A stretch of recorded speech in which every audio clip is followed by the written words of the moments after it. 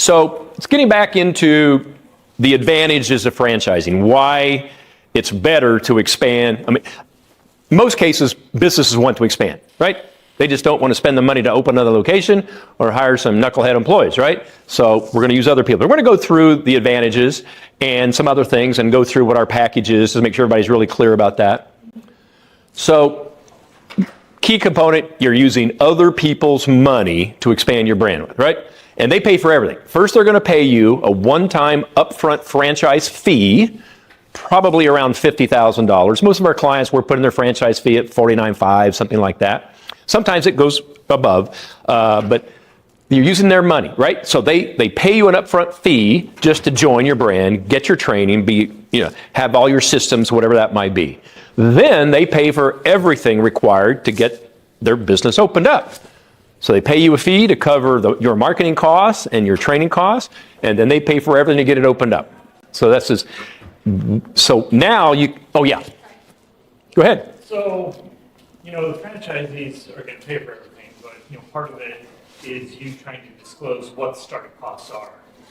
And, in our experience with the brick and mortar, it all depends, right? What place did they select? How big is it? Mm-hmm.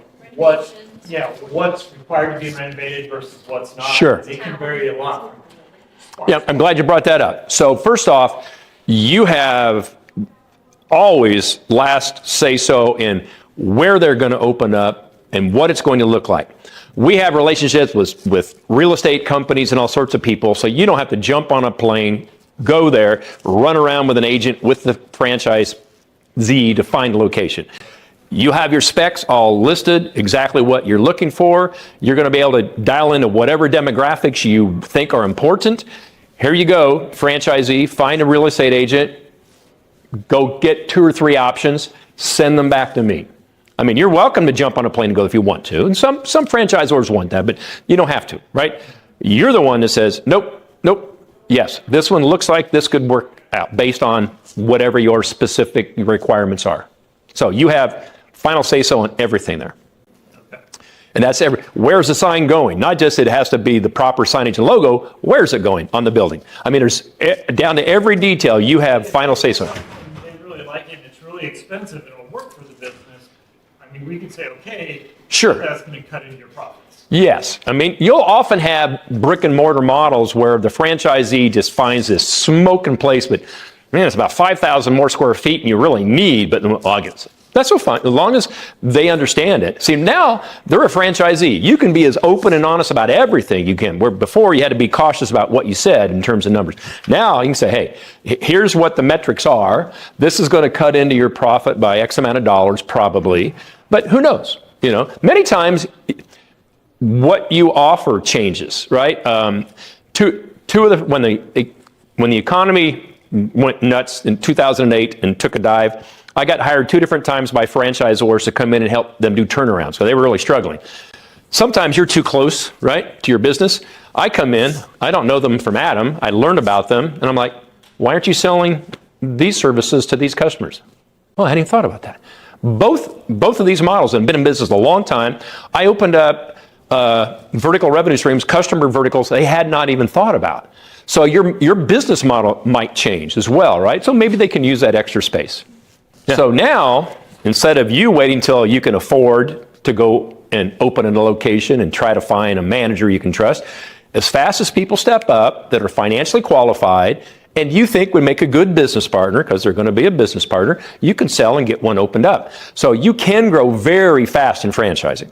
However, you control that growth, like I said earlier today. If you don't think they're a good fit or it's just timing is not right, you slow it down. That's up to you. But you can grow very fast. Like what Maya's done, I mean, she about killed herself. I mean, if you knew what she's gone through the last 2.5 years, but that's what she wanted to do. She didn't bring up, she has already turned down lots of money from private equity. Lots, because it's going to be worth more in a couple more years. Yeah. So if it doesn't do well or something, it's not really on you, it's on them. But I mean, you want to help them, of course. Of course, yeah. But say they, because of other things in their life or whatever, and they're like, oh, they claim bankruptcy or they do something personally, they, you know, that just comes back to you. And then, or how, like, this location is there, so I'm Yeah. confused on that. So nobody wants to close a location that looks bad. So you can take it over if you wish to run it until you find a franchisee to take it over from you. That's up to you. Sometimes maybe it wasn't in a good location. You know, maybe there's other factors depending on your model that can It's still affect. their risk, not yours, so. If they own the building, maybe all they own is the equipment inside of it and they're leasing the space. You know, it just depends. Okay. Yeah.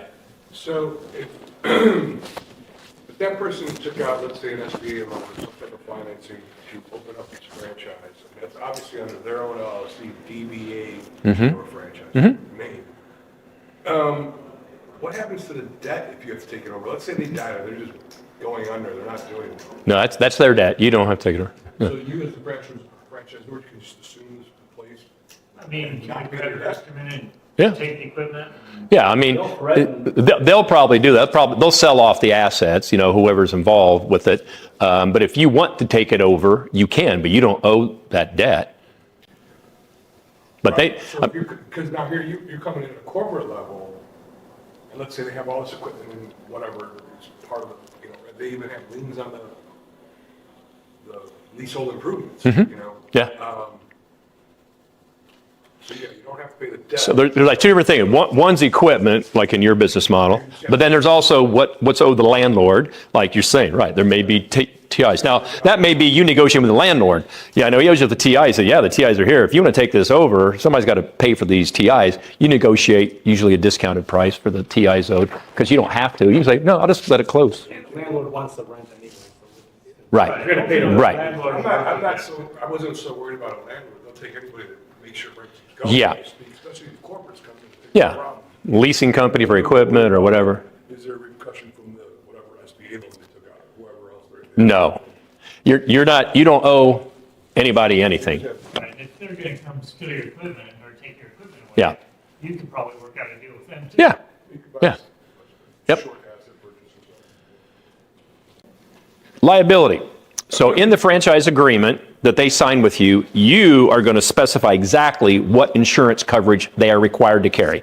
Sometimes it's a big deal because of the type of industry that you're in. Others, it may not be a big deal. You know, $2 million general liability, blah, blah. So they will get that, and then you require them to name you, the franchisor corporation, additionally insured on their policy.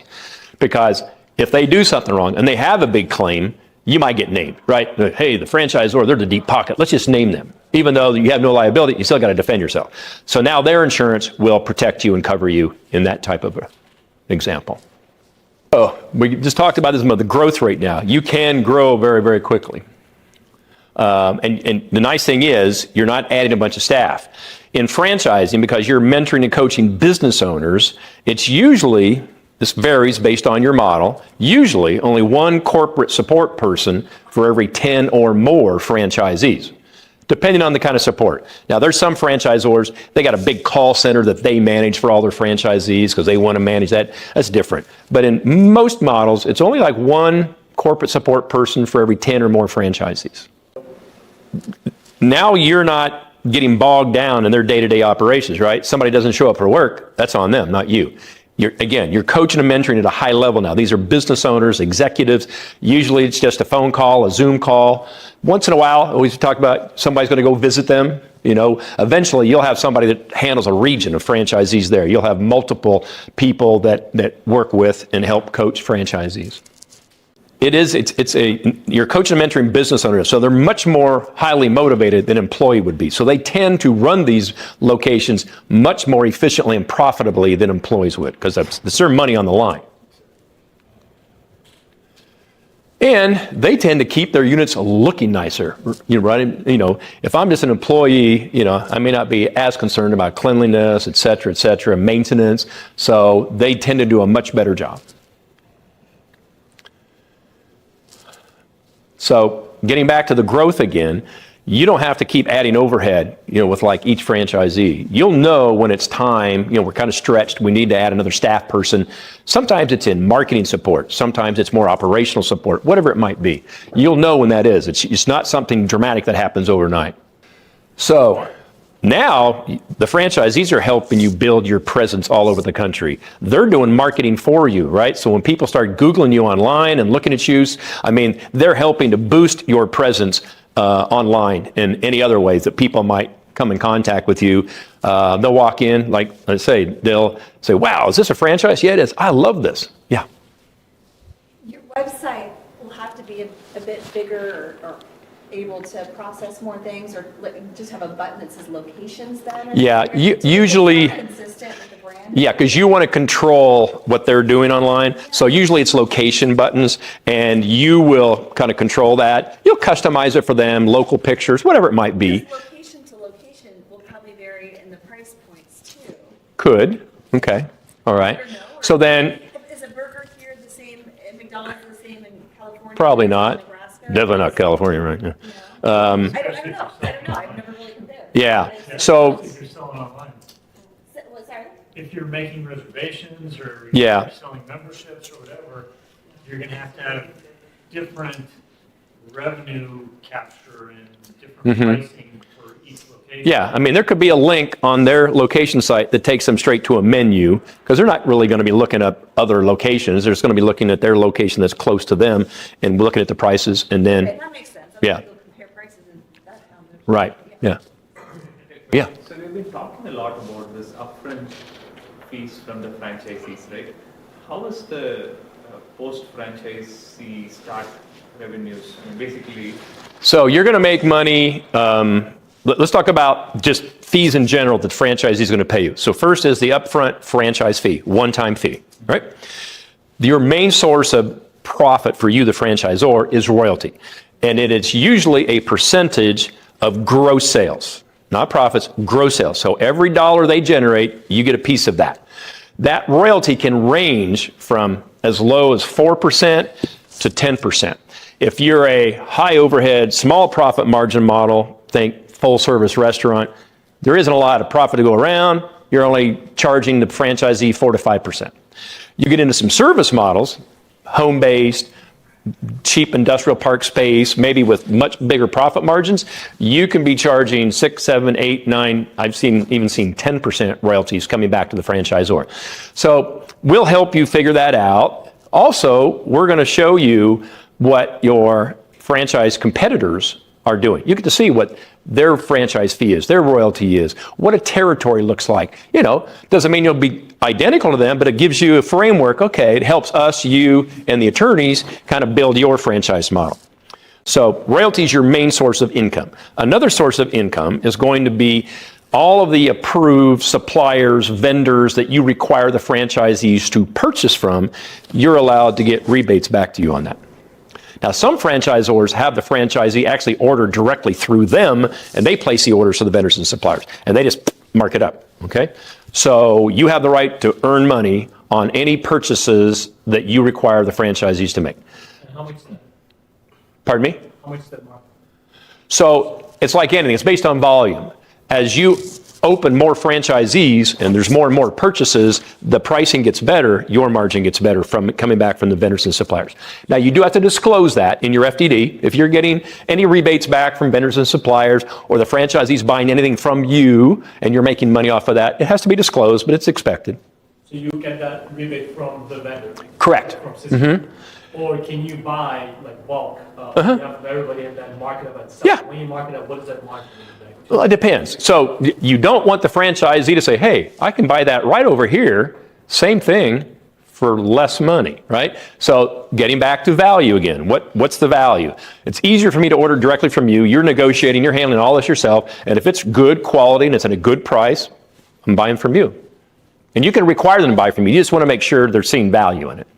did you say FPD requires us to disclose? Yeah, if you're getting rebates back from suppliers, or the franchise, or you're making money from purchases that the franchise is making of you, yeah, you disclose it. It's not a big deal. It's expected.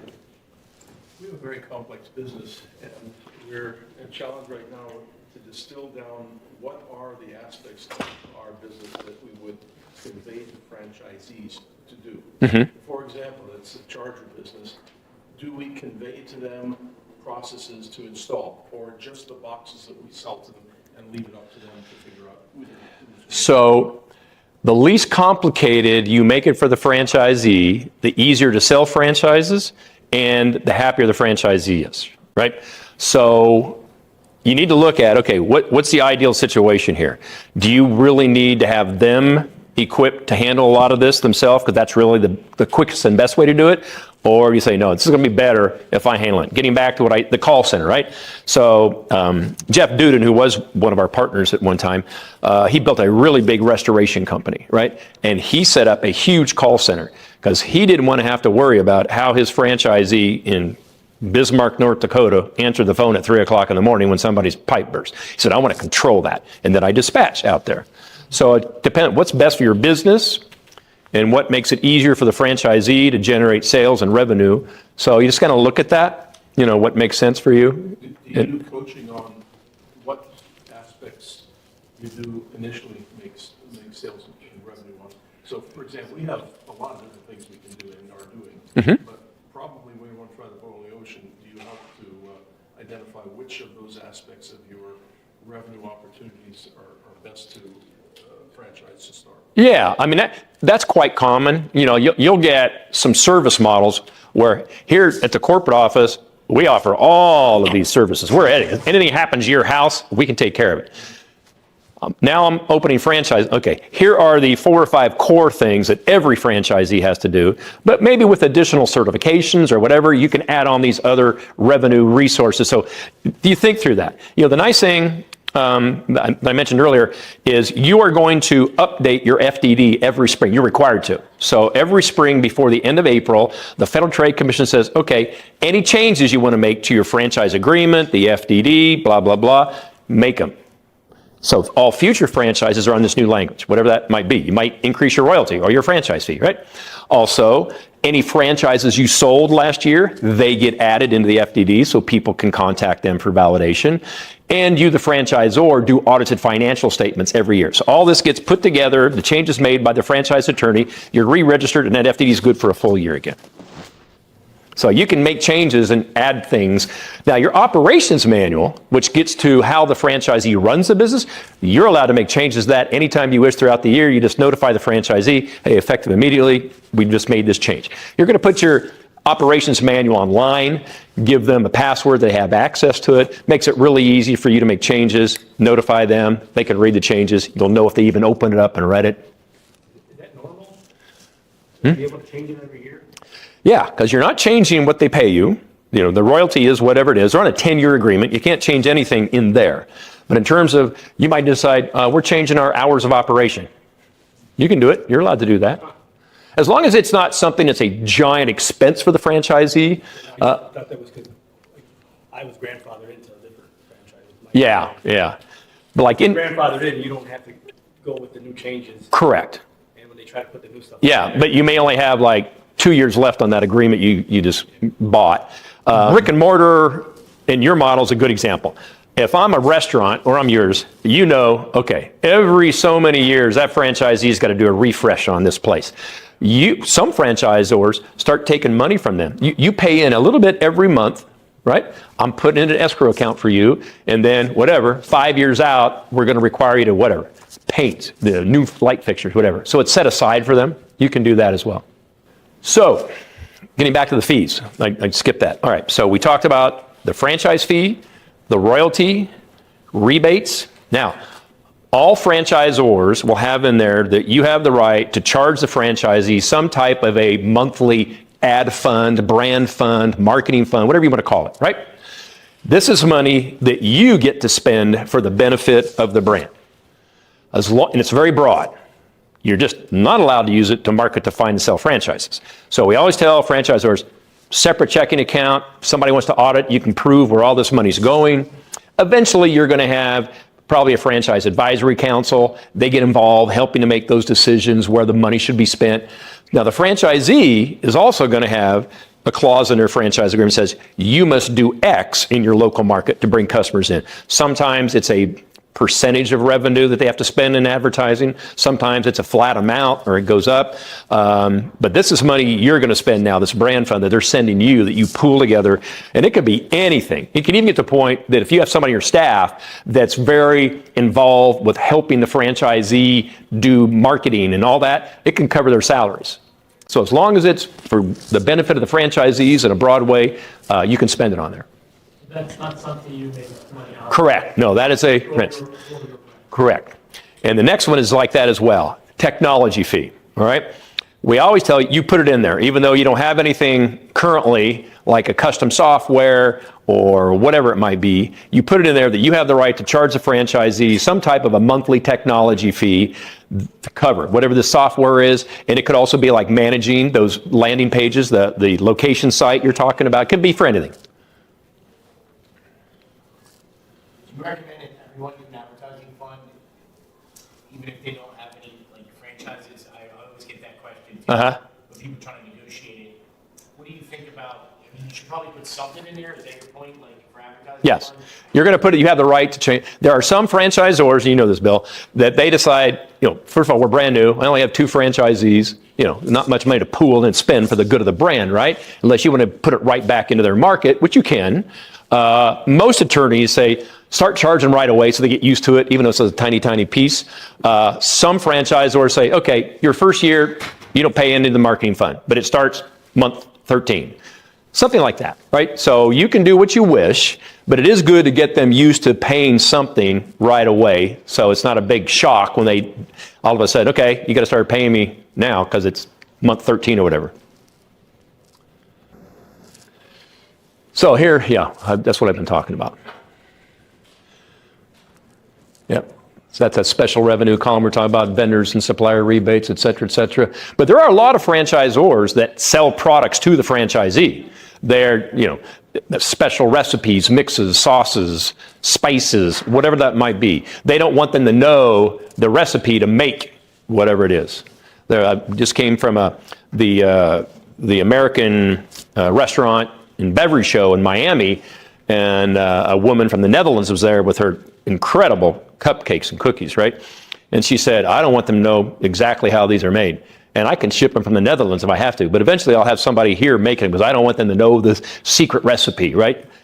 Some franchisors do that. That's up to you. So if there's anybody in your industry already charging and selling franchises, we look at their legal documents. You're unique enough, you probably don't have anybody or even somebody that's similar to you. Sometimes it's based on the value that they're getting up front, the training, what comes with it, are there special certifications? If it's a really unique franchise with a huge upside, you might charge more, maybe it's $60,000, $70,000, $80,000. I always tell people, don't look at the one-time franchise fee as a big profit center. You want it to cover all your marketing costs needed to find that person, and then whatever your training costs are to get them up and running. So when I say marketing costs, that may be a broker, a commission, $30,000, right? So you want enough money left over to cover all your training costs to get that franchisee up and running. So most of our clients, we're putting the franchise fee at around $50,000. We've had a couple lately where it's $60,000. Trouble is you'll get clients, they'll look at some of their competitors, oh, they're only charging $25,000. I said, people don't compare franchise fees. They want to look at what's my total cost to get this business open and running. That's what they really care about. And they're going to get a loan for that of some type, usually, right? So another $20,000 doesn't mean shit to them if I got to spend $150, $250, whatever the total upfront cost is to get my business up and running. So chances are it's going to be around $50,000, but maybe because yours is so specialized and maybe the opportunity is so big, we decide, let's raise it and make it more. Can we stipulate starting stock so you have to invest in X $100,000 of equipment? Oh, yeah, absolutely. So in item 7, that's where you list what are the estimated startup costs to open one of these franchises. And they allow a range, right? So here's the ideal, let's use a restaurant, right? Ideal, cheapest way to get your doors open. They're going into, it's a retrofit. It was a previous restaurant. It already has bathrooms and sinks and faucets and hoods and vents and fans. Pretty cheap to go in there and just take over. Then you have, here's a shell, right? So they show a big range of, you could get started for as little as, whatever it might be, $100,000. But over here, if you're buying a building, blah, blah, blah, maybe it's going to be $2 million, right? You just have to explain the difference. And so you itemize everything there. Here's the equipment, here's this, here's this, here's this. And it's an estimate, right? But they have to know, okay, well, how much money do I really need to get this business up and running? And it also includes what you estimate 3 months of working capital needs to be. Now, if they're going to be, in the red for a year, you don't have to put it in the FDD, but you want to be upfront with them about that. You really need 8 months of working capital. So let's talk about our package. So our price currently is $59,500 for everything that we give you. So, as I mentioned to some people, so if you went directly to a franchise attorney just to get your FDD completed, bill about $25K is kind of what the ongoing price. So you can get some a little less, a little more, $25,000. This is going to be a single unit franchise agreement and your FDD, about $25,000. So you get your FDD and the franchise agreement. Then we get into marketing. So we're going to create the franchise brochure that you can email to people. You're going to get the franchise development landing pages on your website created, press release for you to send out as you wish. You're going to be exhibited in 12 of our Great American Franchise Shows. If you can be there or somebody on your team, you get a 10 by 10 booth or bigger, and you're talking to people directly. If you can't be there, we have a pavilion area, and you'll be able to see how we represent you. We talk to people. We'll have your pop-up banner there, and they'll be able to take a picture of your QR code, go right to your website. Then we get into the magazine, the Franchise Journal magazine. It's a digital copy, that, like Nick said, and it goes out to over 500,000 people every month. There's a theme every month. Sometimes it'll be focused on senior care or food or this or that, but it has lots of other ads in there. So you're going to have a profile about you and your story and the new franchise opportunity. That goes out. And then every month for the next year, you get a full page ad in the magazine. It's a free magazine. You guys can look it up, Franchise Journal. Might as well start getting it so you can get a good idea of what it looks like. We also create for you, because most of you will work with the broker networks, we call it a 2-minute drill. Brokers represent between 300 and 400 franchise brands. They cannot remember the details, right? So they meet somebody they think is going to want one of these wonderful little petite pup franchises. They can pull up this 2-minute drill that we have prepared. It's bullet points. It's a sizzle sheet. Just covers the basic. What exactly is the franchise model? Why it's a great opportunity? Estimated startup cost. Ideal franchisee. Blah, blah. So they can hit boom, boom, boom to get that person excited. Yeah, I want to learn more about this. Then that way they'll be able to send them over to you. So we create that 2-minute drill for you, and that goes out to all the brokers as you sign up with their networks. Yeah. For the expos, you said you have 12 shows. Uh-huh. Let's say we're not present there. How would you represent us? You have, let's say you have 3 clients. So we take a row, we call it a pavilion. So we have a row, usually, sometimes almost a whole row, and we will have your banner up, along with our other clients that couldn't be there, right? And everybody comes down our aisle, everybody, right? So we start chatting with them, asking them what their background is there anything particular they're looking for, blah, blah, blah. And we start showing them our clients. And the ones that kind of strike them, we answer questions of it. They'll take a picture of the QR code. It takes them to your website. Hopefully, then they'll fill out a form fill. I want to learn more. And that's when your brochure goes out. Monique? Also what we do is the scan everything so you give them their email and phone number. Yep. So what I do after the show, if people have specific interest in certain brand, I send out an introduction email to the franchisor and this candidate to connect them, and then they take it. Got it. And you talked about 10 by 10, is it something that you offer, or we be purchasing that? No, it's included. You get it. It's part of our package. 12 expos. And then if you want to continue exhibiting, Nick gives you a discounted rate after your 12 shows. Oh, I see. The first 12 shows, it's That's part of the package. We could be there. Mm-hmm. Yep. We could see a sample tomorrow, right? Yep. Mm-hmm. Yep. The landing page on your website, do your people work within your existing website? Yes. Now, they'll also do a free analysis of your current website. Oftentimes, it's crap and you need it improved. Now, they'll give you a price to do that, right?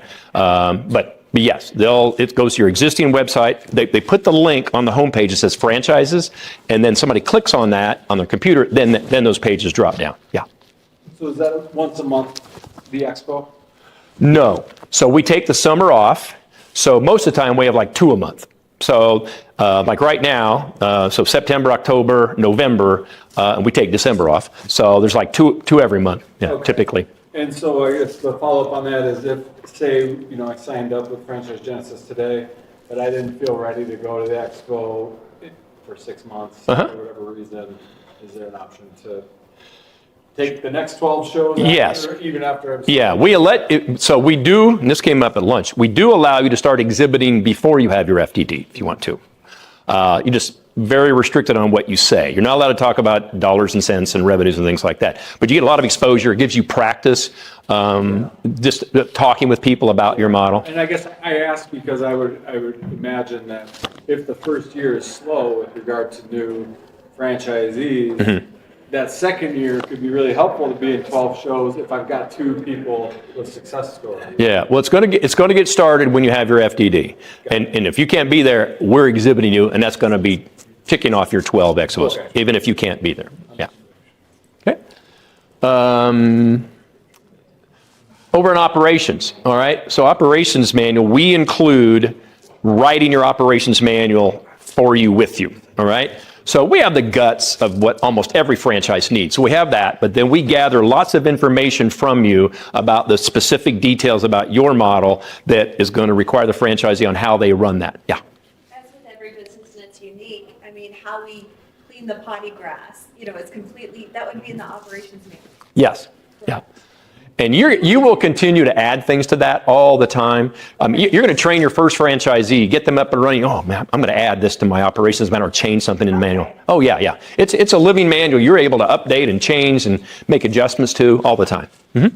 It's where your core values and stuff are at too. Yes, core values, everything is as detailed as you want it. Now, some franchisors have multiple manuals. It's fine. I mean, some that are really heavy outbound sales, they might have just a marketing manual, right? So it just depends. But it always starts off with one manual, and you may get to the point you expand something and have a separate manual for that. Okay. Yes? When it comes to instructions, like training manual for employment, is it included in this one? Track record? Yeah. Yep. You can make it as detailed and lengthy as you want it to be. We're going to put the basic thing together. You're going to start giving us all the custom things you want in there. Then we give it to you, and you'll continue to add to that as you think of things. Sometimes you're adding new revenue streams, new customer verticals. Are we doing by ourselves after we're done with it? Yeah, you're doing it by yourself. You say, okay, this is your final copy. Yeah. You can do it yourself. Yeah. Yeah, it comes with several updates. We're back and forth, and then, okay, here you go. It's yours now. Somebody over here first. It's basically a Word document. You get PDF versions, you're looking at it, and you're, and reviewing it, giving Monique changes you want to make or additions, and then eventually, yeah, here you go. Is it legally reviewed? Pardon me? Is it legally reviewed? It is not, but it is considered a legal document, right, Bill? Yeah, I have like 3 things I wanted to say. These Go are ahead. great questions. First off, with the employee stuff, we might give you some guidelines and things like that, but you gotta be careful about telling them how to hire and fire people, because we don't want joint employer liability or anything. Right. It's their employees, and they deal with their personnel, Yep. however they want to make the decisions, but there will be certain guidelines and Yep. everything else.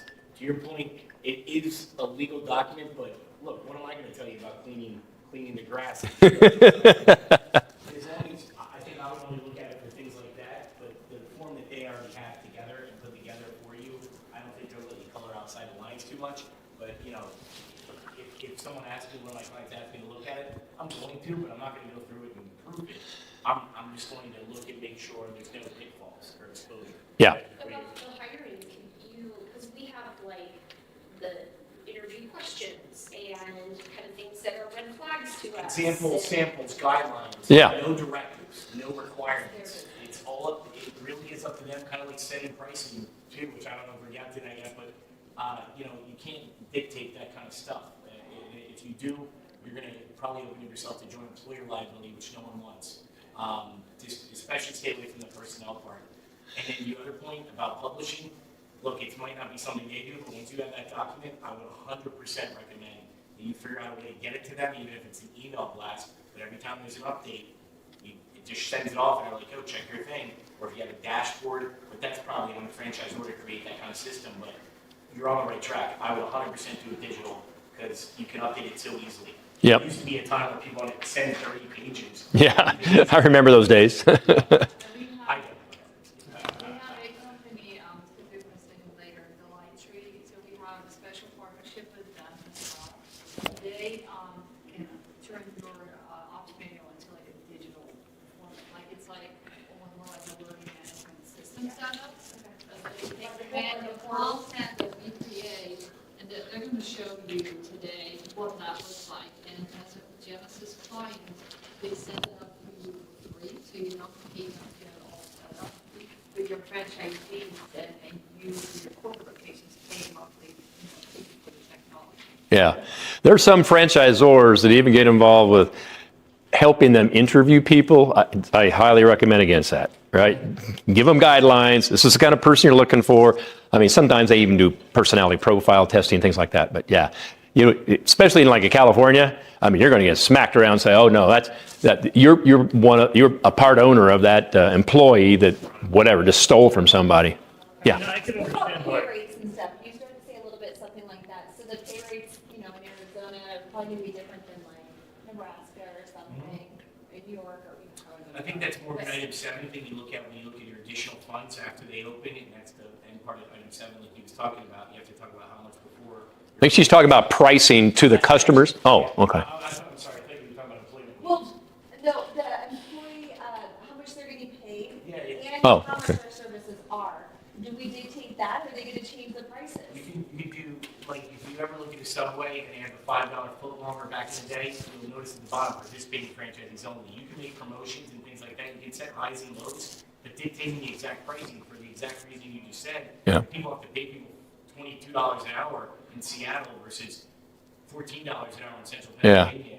They should be able to allocate it, and it just takes it off you. But you can set maxes and minimums for pricing, and then back to the other point on the employee wage. Wages? Employee wages, that's on them. I mean, it's what it is, it's what the law says, right? Right. You can, again, give guidelines, recommendations. So if there's somewhere where minimum wage is $7, they can give them like $7 an hour? If they can be competitive, maybe they can be competitive. Probably explain to them that that's not gonna get the best quality of person. You can recommend Bring things, that valid. but it's not, you don't dictate it, right? So Recommend my company across guidelines. the board always gives at least this much, not really, because this one does this and this one does this, and it's their decision Yeah, on that. and they can talk to each other, you can benchmark what other people do, they provide information, but it's on you to get it, right, from the I mean, franchisees. they're able to get an employee with that low, I would. No.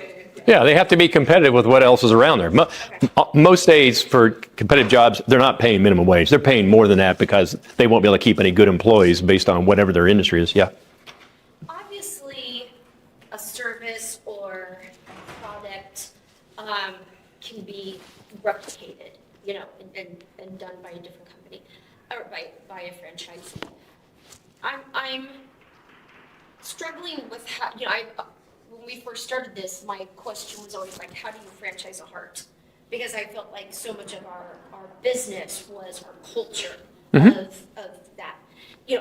Something as simple as like everyone who comes in, hi friend, everyone is called friend. Hi friend, Sure. that kind of a thing. How, obviously you can put it in Training. operating manual, training. Also, so the franchisee is one thing. You're going to be actively involved in deciding whether you think they're a good fit, but you need to teach them how to hire the right type of people that fit the culture of the brand, et cetera, right? Yeah. You're gonna teach them it's beneficial to their business to act like that because. Yeah, but if they wanted to change it to high partner, no, I was saying, like, that was your verbiage, those were your words, and you want high friend to be what people say instead of high partner or whatever. Yeah.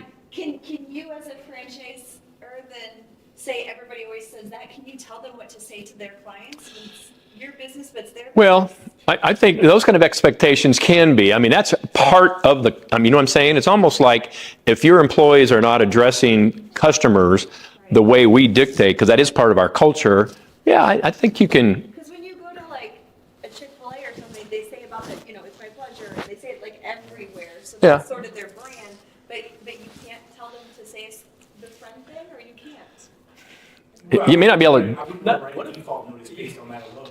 You wouldn't If want you're not, I wouldn't want to write a default notice because you said hello partner instead of hello. Correct, friend. yeah. If their sales are the same, you probably respectfully might not care as much. Yeah. As long as they're hitting your sales. But if it really becomes a problem, I think the best way to do it is how you would calculate that, but for other things that you may want to do, like not hitting numbers or whatever else, because you don't want to, I don't want to rate that. I think what. I get it. It kind of goes back to that Seinfeld episode. But Yeah, Yeah, but Kathleen, once you have multiple franchisees up and running, the ones that are following the system are the most successful ones, right? Yeah. Not the maverick over here. So you're able to show them, if you were doing what we told you to do, because we know this works, look at what so-and-so is doing. Look at their numbers compared to you, and then they can talk with them. Sometimes. Sometimes. The rule breaker. Well, that's true. Then as we say, we help exit them with honor. Ralph, money man, how are you, buddy? All right, we're supposed to be taking a break now. Yeah, Warren? When does the clock start running on marketing? Well, so first you start off working with the attorneys to start building the FDD. A few weeks later, Monique starts working with you on the operations manual. These start off with long questionnaires, gathering information. After some decisions have been made, franchise fee, royalty fee, etc., then they can start working on the marketing materials. So that's usually like the third component before that gets started. Not so much like the material, but so there's a clock that starts with the expos and the journal. So the expos technically don't start until you've got an FDD. But we let people start exhibiting before they have their FDD. Yes, Monique? I just want to add one more thing that's included in the package. It's not on our slide, but that is membership of the FCC, the Franchise Consulting Company. So you normally pay a membership fee annually to be part of that, to have these consultants represent you. First year, you don't pay anything for the membership, and then the second year, you get 50% off. Yeah, you're getting about a $15,000 value to get into FCC for free. So you don't pay anything until it's a success fee. You end up awarding a franchise to someone one of the brokers brought to you. 7,500 ongoing after that, to be a member. Or as low as 3,000. Yeah, Nick has different levels of what's included there. The minimum amount's about 3,000. Most people are doing something different, yeah. And you get to go to the first conference, you don't pay your travel, you don't pay to attend the conference. Yeah, so all the broker networks do 1 or 2 conferences a year. This is where they invite all their brokers to come for several days. Every franchisor they represent is invited, and then all sorts of vendors and suppliers and sponsors, finance companies, you name it, are there. And the brokers sit there and listen. It's kind of speed dating. Every one of you get to pitch your brand to the brokers that are there. To meet you one-on-one. They get to learn any details about it because you want them to go start presenting your brand to their candidates. It's great. Well, some of them don't like to be called brokers. Some like consultants, matchmakers, right? So Nick does them in beautiful places. In January, it's a cruise going to the Bahamas. 6 months, he does them every 6 months. 6 months ago, it was in a beautiful resort in Mexico. We've been to the Dominican Republic. So some of the other broker networks, they do them stateside, but they're in beautiful resorts. But it's really good. You get to meet the brokers one-on-one. They feel good about you. They feel comfortable to bring you their candidates. Yeah, it's good. It's very educational. You learn a lot. Lots of guest speakers. Well, we're supposed to be taking a break right now. Oh, is there another slide? I'm sorry. Oh, just so you know, if you bought everything in our package, like off the menu, retail price, it's $114,000. It's really more than that, but say $114,000 value. So for $59,500, you're getting that much value. Oh, you need me to go back? I saw some people taking a picture. All right. Okay. And this is kind of our process we were just talking a moment ago. So we start with legal, then operations, then we get started in marketing. We have 2 training classes with you. One is on franchise marketing and sales training, going to all the details about where and how to market your brand to find franchisees. Then we have operations training, talking about software, keeping franchisees compliant, getting your royalties collected on time. So a couple of really good training classes.